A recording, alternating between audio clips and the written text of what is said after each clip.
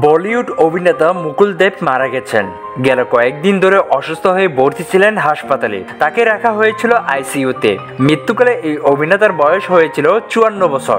মুকুলের মৃত্যুর খবর ভারতীয় গণমাধ্যমে নিশ্চিত করেছেন তার সন অব দ্য সর্দার সিনেমার সহশিল্পী বিদুধারা সিং।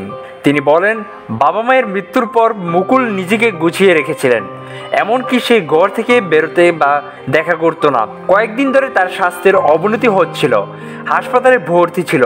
তার ভাই এবং তাকে যারা চিনত ও ভালোবাসত তাদের সকলের প্রতি আমার সমবেদনা। সে একজন অসাধারণ মানুষ ছিল, আমরা সবাই তাকে মিস করব।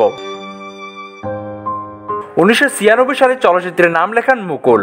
তার অভিনীত প্রথম সিনেমা দস্তক, সন অব দ্য সর্দার, ইয়ামলা পাগলা দেওয়ানা আর রাজকুমার ও জয় হো সহ একাধিক হিন্দি ও আঞ্চলিক ভাষার সিনেমা অভিনয় করেছেন তিনি।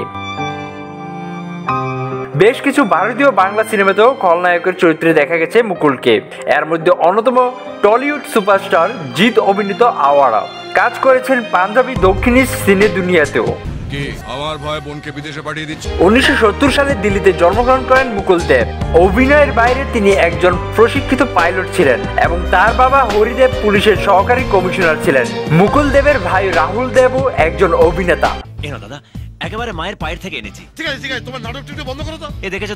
স্বাধীনতা টিভি বাংলা, বিনোদন ডেস্ক।